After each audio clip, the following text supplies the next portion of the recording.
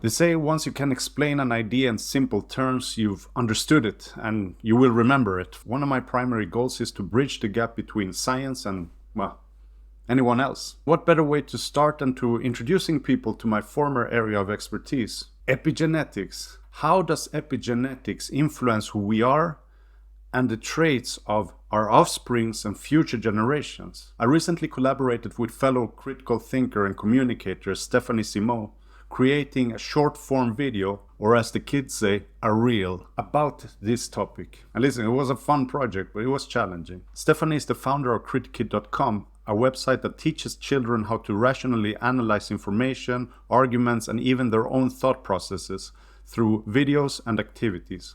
Let's have a look at our short video, or reel. Everyone seems to be talking about epigenetics these days, or the study of how the environment can affect how our genes work. I've asked Santiago Gisler, a molecular genetics researcher turned science communicator, to tell us more about it. I think it's great that people are grasping the basics of genetics, what makes us unique. However, many miss one important aspect, epigenetic, which makes us unique and responsive to our environment. So our genetic code is relatively fixed. Epigenetics is not. Without it, every gene in our DNA would fire simultaneously, but instead, our epigenetic proteins dictate how and when our cells express specific genes, for example, opening or closing specific parts of the DNA depending on our needs. We can say that epigenetic continuously shapes us and our future selves. For example, think of our memory and how we develop skills without changing the genetic code, or a mother's diet or stress which can affect her baby's health. The interesting thing is that there is also evidence that our health and habits can affect our offsprings and future generations. It's like one generation discreetly teaching future ones about life.